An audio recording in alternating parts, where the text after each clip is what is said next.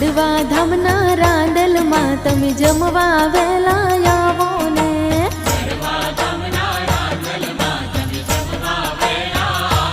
હા, 7 વારના 7 ભોજન જમવા વેલા આવો ને.